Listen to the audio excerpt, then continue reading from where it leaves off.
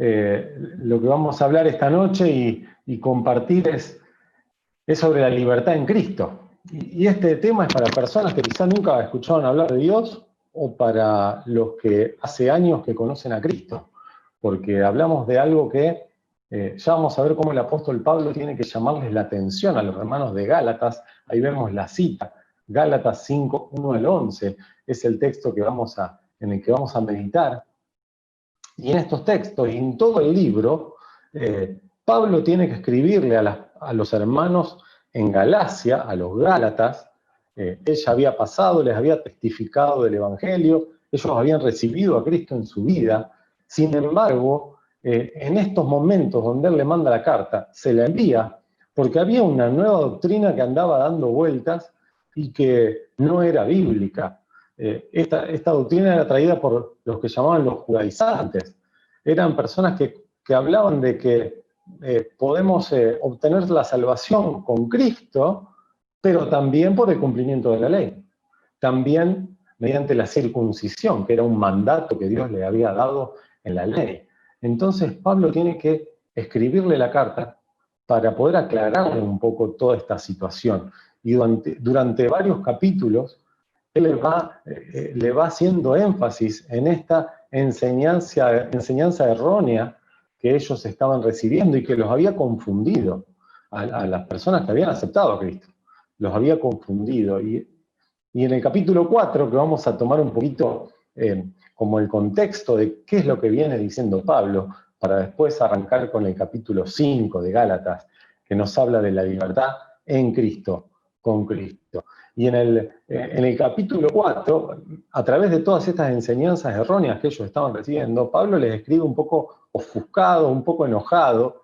Y fíjense, les invito a abrir el libro de Gálatas, a ir al capítulo 4. Después vamos a ver acá en la pantalla un poco los textos que vamos a leer, pero para que sean algunas cositas en Gálatas 4, si ustedes ven Gálatas 4:20, Pablo dice: quisiera estar con ustedes ahora mismo y cambiar de tono. Y pues estoy perplejo en cuanto a vosotros. Pablo estaba asombrado, quizá un poco enojado, pero hubiera querido estar enfrente de ellos para poder cambiarles el tono y poder pegarles un sacudón y decirle: che, pero esto no es así. Sin embargo, él se los tiene que escribir por carta y no sabe cómo lo están recibiendo del otro lado.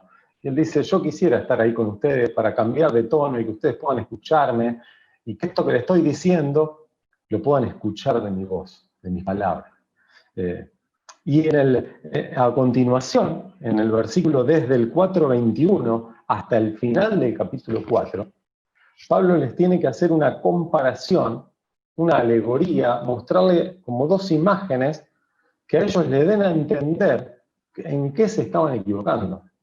No podían ser salvos mediante no podían ser salvos mediante confiar en Cristo, en la obra redentora del Señor Jesús, y también cumplir los mandamientos. No había forma de que esas dos cosas estén juntas para la salvación de ellos. Entonces Pablo les tiene que dar un ejemplo y mostrar mediante un gráfico, y él lo hace en esta alegoría, mostrándole la historia de Abraham y mostrándole a Sara y a Agar, y la descendencia de Sara y Agar, y cómo la gracia del Señor era una y la ley del Señor era otra, y que ellos eran salvos por la gracia del Señor, no por algún mérito de cumplir un mandamiento, de cumplir la ley. Entonces él le muestra y le dice, y miramos ahí en la imagen, yo le invito a que después en su casa pueda leer este párrafo, pero vamos a hacerlo a modo de introducción al capítulo 5. Y él le habla de Ismael, el hijo de Agar, y le dice: miren, Ismael es el hijo del deseo humano, de la intervención humana. Dios le había prometido a Abraham un hijo, y sin embargo, ellos confiaban en esa promesa, pero empezó a pasar el tiempo, y Sara le ofreció cumplir esa promesa por su cuenta.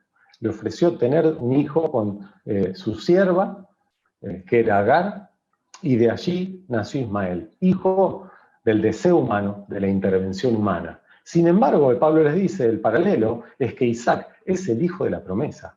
Es el hijo de la intervención divina. Es Dios mismo haciendo el milagro, la obra. Sara era estéril, era de edad avanzada, y Dios hizo la obra. Dios intervino milagrosamente. Por eso Isaac es el hijo de la promesa que Dios le había dado a Abraham.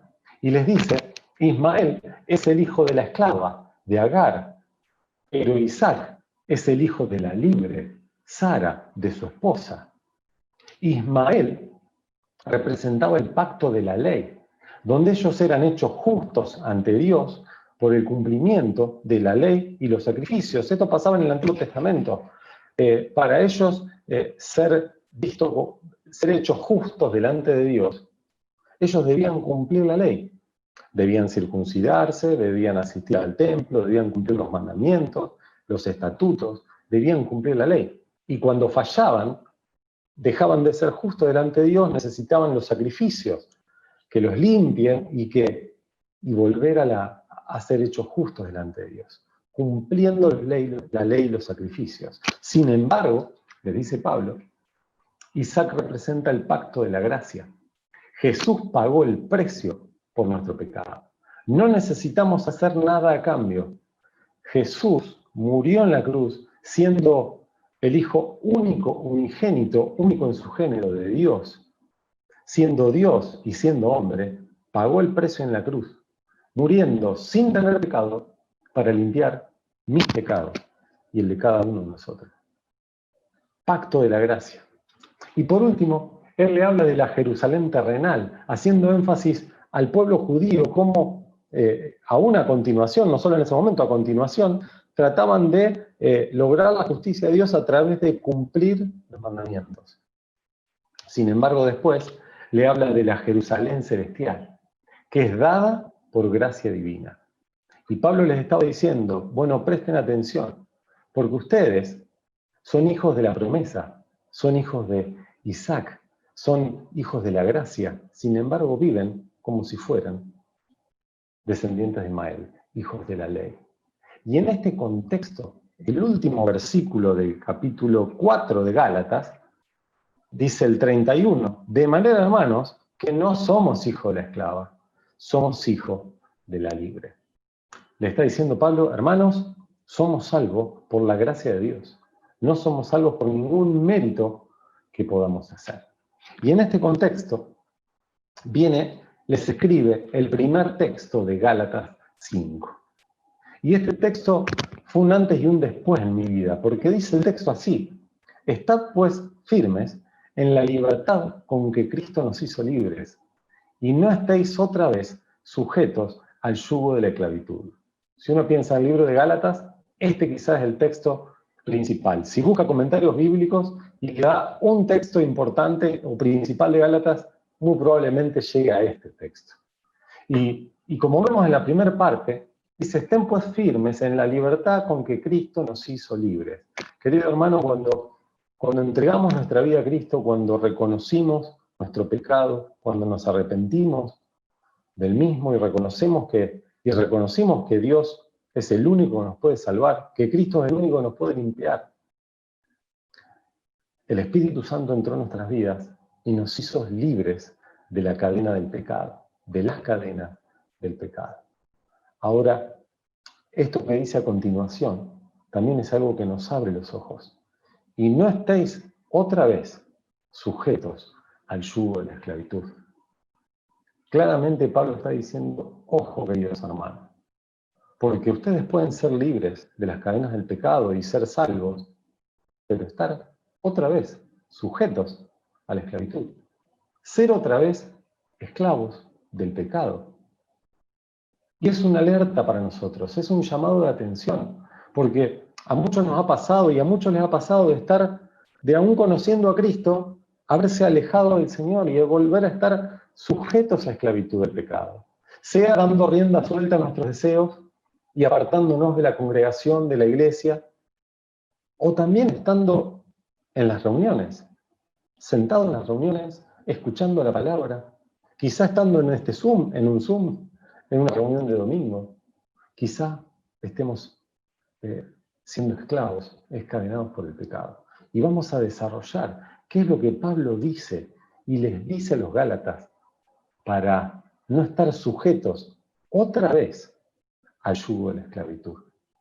Y sigue diciendo Pablo en el versículo 2, escuchen bien, yo Pablo les digo que si se hacen circuncidar, Cristo no les servirá de nada. Ellos, esta nueva corriente que estaba dando vueltas por ahí y en que ellos empezaban a dudar, decía que ellos eran salvos por creer en Cristo, pero también por circuncidarse, por cumplir el rito de la circuncisión, que era un mandamiento de Dios. Ahora Pablo le dice, bueno, si ustedes creen esto, Cristo no les va a servir de nada. Versículo 3. Y otra vez declaro a todo hombre que acepta ser circuncidado, que está obligado a cumplir toda la ley. O sea, si ustedes creen que van a ser salvos por creer en Jesús y la circuncisión, bueno, pero si creen que por cumplir ese mandamiento van a ser salvos, también tienen que cumplir todos los mandamientos. O sea, no van a ser salvos por un mandamiento, entonces tienen que ser salvos por todos los mandamientos. Y si fallan en alguno de los mandamientos, ya están fallando en todos en realidad. Eso le está diciendo Pablo. Ahora, él está escribiendo esto a los hermanos gálatas, a los creyentes le está escribiendo esto.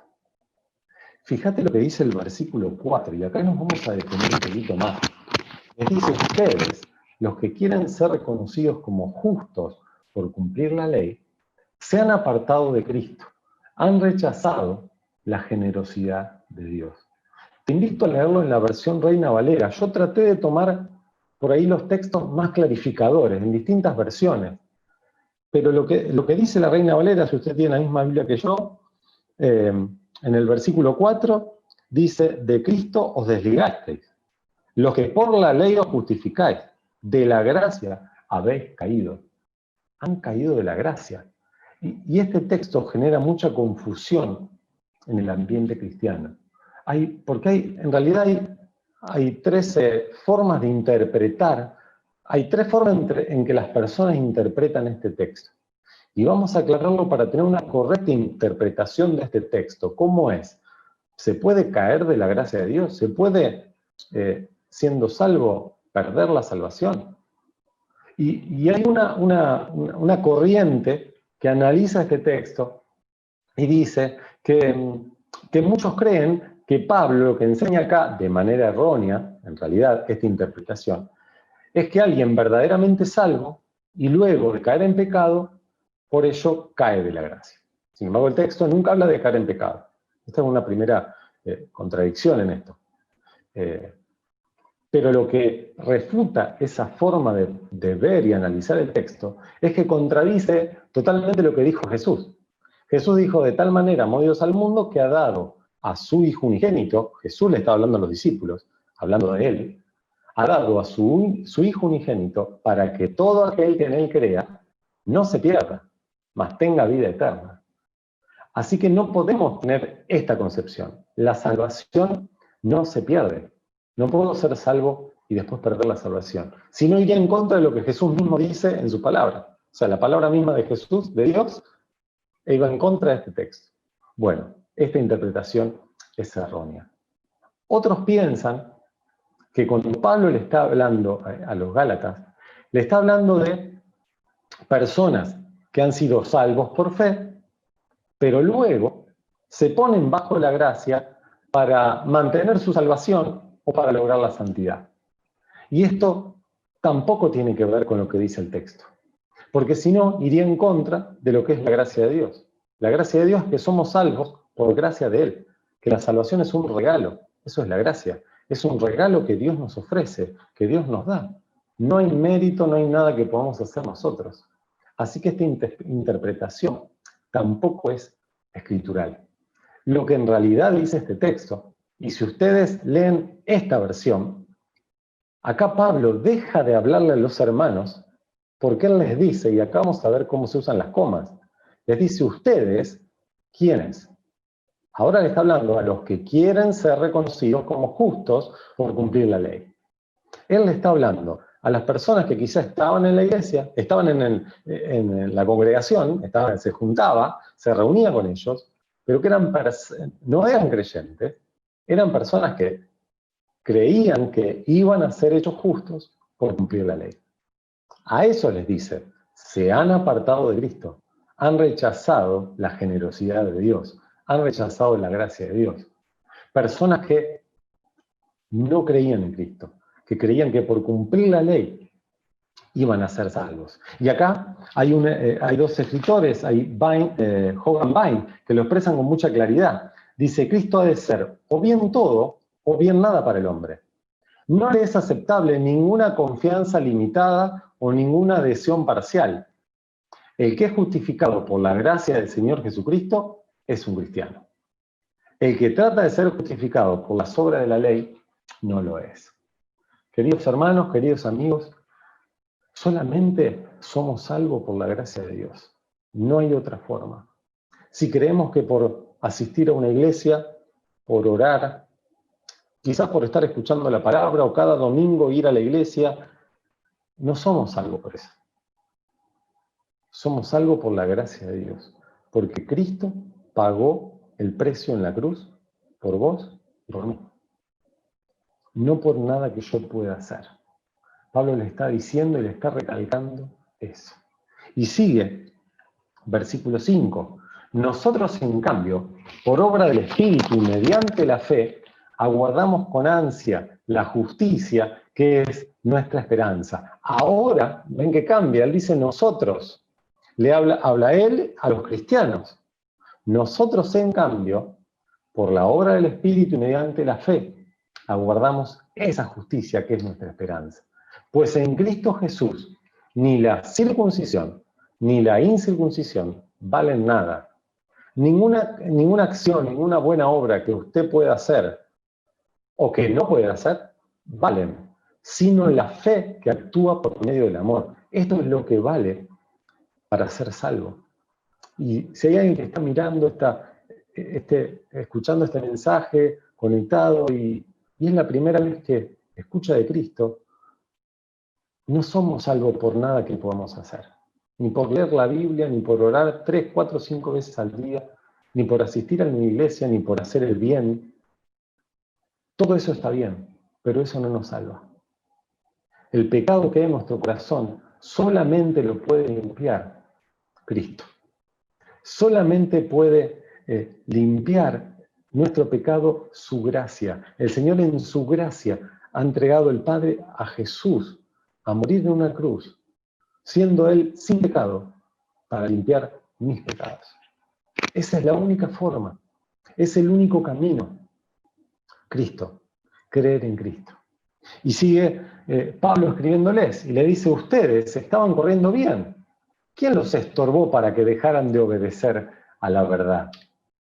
Tal persuasión no proviene de aquel que los llama.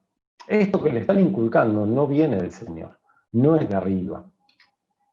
Es falsa enseñanza.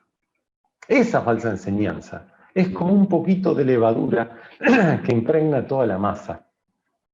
Y realmente este ejemplo y esta imagen me llama mucho la atención. No soy de hacer estas cosas, de hacer pan, pero acá en casa May así. Y a ella le encanta hacer pan, hacer masita, hacer cosas dulces. Y le gusta hacer pan, saborizados y demás. Y ella hace la mezcla y deja en el bol, y yo por ahí me asomo y miro, y hay un poco de masa, y la tapa, y al rato paso otra vez, y ya la masa es más alta. Y es lo que dice acá. La falsa enseñanza es como un poquito de levadura que uno pone y impregna toda la masa. No es como un chip de chocolate, que usted tira el chip de chocolate en la masa y va a quedar ahí siendo un chip, es un pedacito de chocolate. La levadura impregna toda la masa. Aunque sea poquito, toda la masa se ve afectada. Y esto es lo que hacían estas falsas enseñanzas. Impregnar a todos los hermanos, a todas las personas que estaban en la congregación. Versículo 10. Confío en que el Señor los guardará de creer falsas enseñanzas. Dios juzgará a las personas que los está confundiendo, sea quien fuere. Y este texto también me hace hacer un alto. Querido hermano, si toca compartir la palabra de Dios, Si tienes la oportunidad de discipular a una persona, enseñarle los primeros pasos, predicar el Evangelio y contarle las buenas nuevas de Cristo a alguien y empezar a enseñarle, quizá estás trabajando en un ministerio, debemos ser muy cuidadosos con lo que enseñamos. Porque Pablo les estaba diciendo, bueno, a ellos que le estaban enseñando falsas enseñanzas, pero lo tomo para mí también. Dios juzgará a la persona que los esté confundiendo, sea quien fuere. Esa frase me toca, sea quien fuere. Debemos pedirle al Señor discernimiento, como pedía Mario en su oración antes de comenzar, para que el Señor nos muestre realmente qué es lo que queremos decir. ¿Qué es lo que debemos decir de parte de Dios? No qué es lo que queremos decir nosotros. ¿Qué es lo que de parte de Dios hay que exponer? Y esto es para todos, no solamente al que le toque compartir la palabra del Señor, sino a un esposo para con su esposa y su familia cuando está enseñándole la palabra, para una mamá que le está enseñando a su hijo, que el Señor nos dé discernimiento para compartir fehacientemente la palabra de Dios. Y dice el versículo 11, amados hermanos, si yo todavía predicara que ustedes deben circuncidarse, como algunos dicen que hago, ¿por qué entonces aún me persiguen? Si ya no predicara que la salvación es por medio de la cruz, de Cristo, nadie se ofendería. Pablo dice, si yo dijera las cosas falsas, nadie me perseguiría. Pero me están persiguiendo porque yo les digo la verdad. Yo les estoy diciendo que la salvación es por fe, es por confiar en Dios y por la gracia de Dios que se derrama para nosotros, que es un regalo la salvación para cada uno de nosotros. Y querido hermano, vos y yo sabemos de lo que está hablando Pablo. Pablo está hablando de que no podemos hacer nada para obtener la salvación. Nada está a nuestro alcance, no hay buena obra, no hay ofrenda que podamos hacer, no hay regalo que le podamos dar al otro, no hay obra de bien que podamos llevar a cabo que nos va a hacer salvos. No hay cantidad de reuniones a las que asistamos, no hay cantidad de oraciones que hagamos que nos hagan salvos. Y esto nos lleva a pensar también, nos lleva a analizar cómo está nuestra vida, dónde está enfocada. A veces, hablábamos antes, ponemos el piloto automático y nuestra vida va en piloto automático. Y va en piloto automático y voy a la reunión y estoy en la iglesia y pido un coro y oro. Y el sábado estoy en otra reunión y en la semana hago el estudio de la Biblia. Y empezamos un piloto automático donde empezamos inconscientemente a sentir y a pensar de que a través de esas cosas voy bien, que realmente voy bien, pero no me salvan, no me hacen salvo, no me hacen justo delante de Dios. Justo delante de Dios me hace la fe en Cristo. Y fíjense lo que dice este texto que Jesús mismo dijo: yo soy el camino, yo soy la verdad, yo soy la vida. Nadie viene al Padre si no es por mí. No hay buenas obras, no hay oraciones, no hay lectura bíblica. Cristo es la entrada al Padre. Cristo es la única forma de obtener la salvación, de ser hechos justos. Y remarqué la palabra verdad porque Jesús dice, yo soy la verdad. No dice que tiene la verdad, sino que Él mismo en esencia es la verdad. Él es la verdad. Y me llevó al texto que Pablo les escribe a los romanos y les dice, y conocerán la verdad, y la verdad los hará libres. Y si tomamos el texto de Jesús que dice, yo soy la verdad que conoceremos es la verdad de Cristo. Podemos cambiar esa palabra verdad por Cristo. Y conocerán a Cristo, y Cristo los hará libres.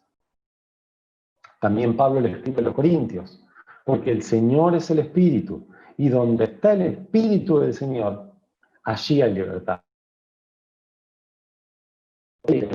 Y Él quiere que nuestra vida sea una vida de libertad, no solamente de salvación, quiere que sea una vida de libertad. Él nos salvó y nos libertó de las cadenas del pecado, pero podemos volver a caer. Podemos incluso ser esclavos de los rituales, de hacer siempre lo mismo, de asistir y estar en las reuniones y orar. Incluso nos podemos transformar de ser esclavos de esa forma. donde está el Espíritu del Señor, allí hay libertad. Y luego le escribe a los romanos, porque la ley del Espíritu de vida en Cristo Jesús me ha librado de la ley del pecado y de la muerte. Cristo nos ha librado de la ley del pecado que moraba en nosotros,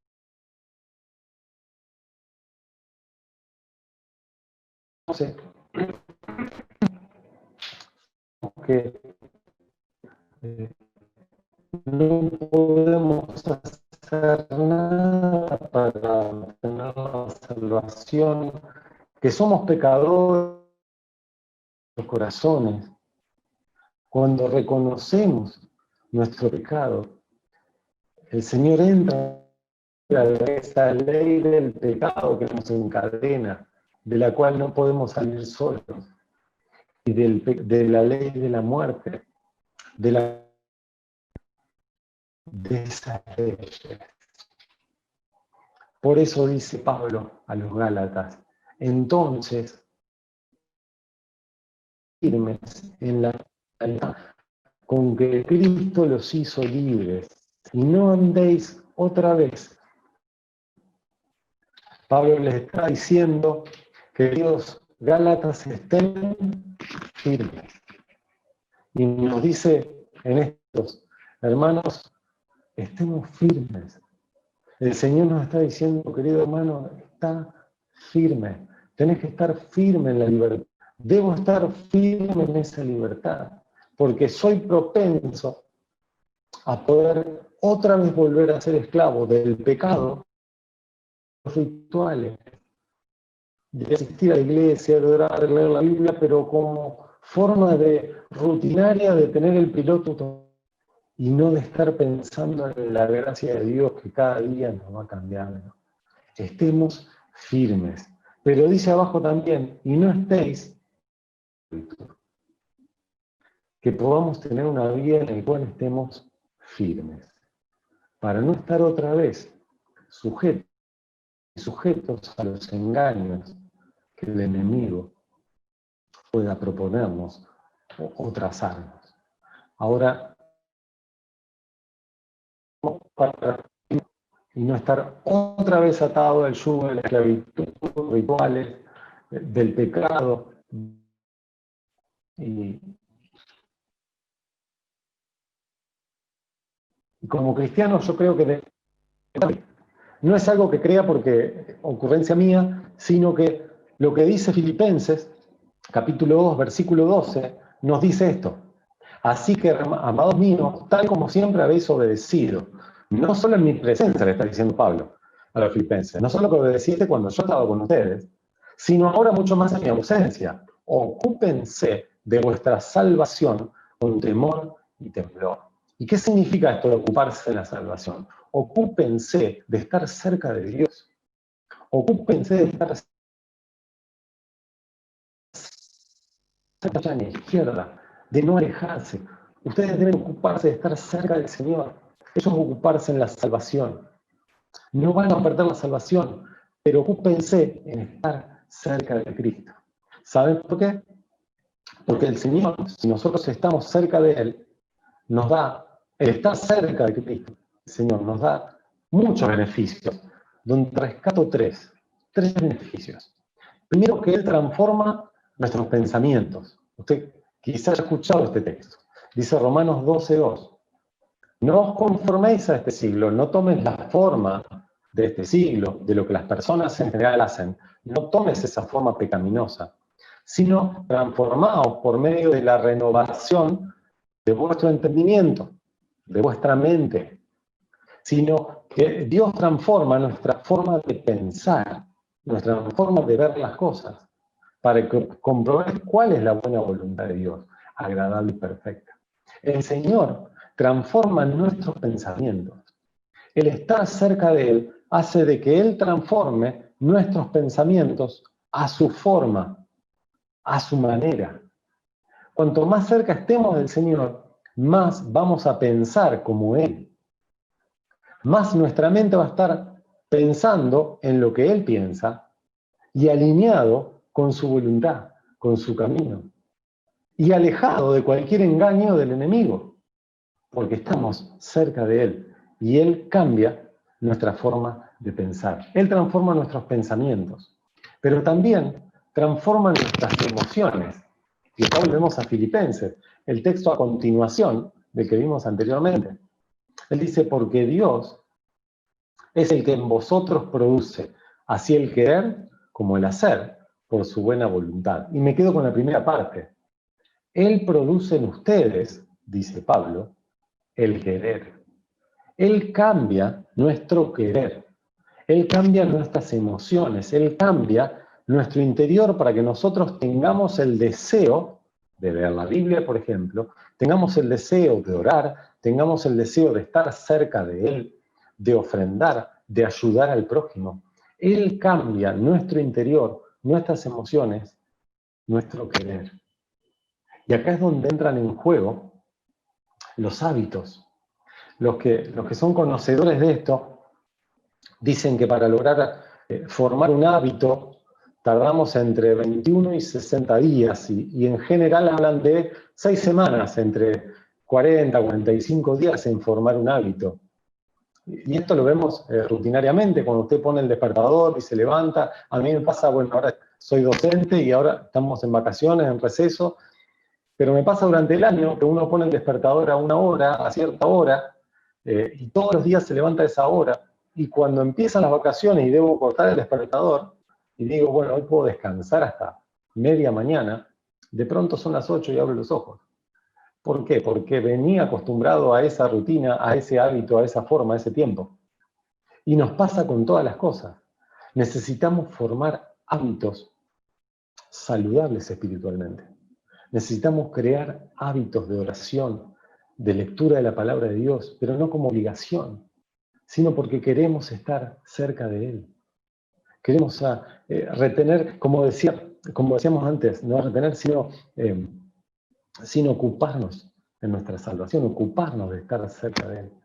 Y un día vamos a decir, bueno, me tengo que levantar un poco más temprano para leer la Biblia, para orar, y voy a poner el despertador, y a la noche me tengo que acordar de ponerlo a la mañana un rato antes, y lo voy a empezar, y la primera semana voy a tener que ir pensando en eso, y la segunda, tercera semana voy a ir pensando en poner el despertador, en que tengo que usar este tiempo para estar con el Señor, pero cuando menos me di cuenta, llega la noche, automáticamente pongo el despertador un rato antes, porque ya se formó ese hábito. Un hábito saludable espiritualmente.